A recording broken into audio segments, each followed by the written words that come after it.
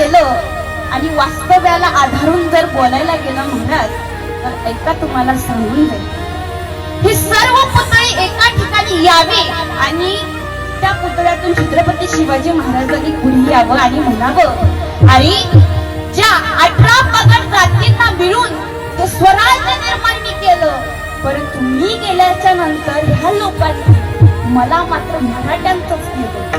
आणि त्याचप्रमाणे महात्मा ज्योतिराव फुले यांनी समोर यावं आणि म्हणावं, अरे हा समाज घडवण्याचं कार्य मी केलं, समाजाला शिक्षण देण्याचं कार्य केलं, परंतु मी गेल्याच्या नंतर फक्त माई समाजानंच मला स्वीकारलं. आणि त्याचप्रमाणे डॉक्टर बाबासाहेब आंबेडकरांनी पुढे यावं आणि म्हणावं, अरे मी जोपर्यंत होतो तोपर्यंत 18 पगड जाती होत्या, त्यांच्यासाठी चांगल्या पद्धतीनं राहावं म्हणून मी या सर्व देशाला मला संविधान देण्याचं कार्य केलं, परंतु गेल्याच्या नंतर मला फक्त बौद्धांनी स्वीकारलं.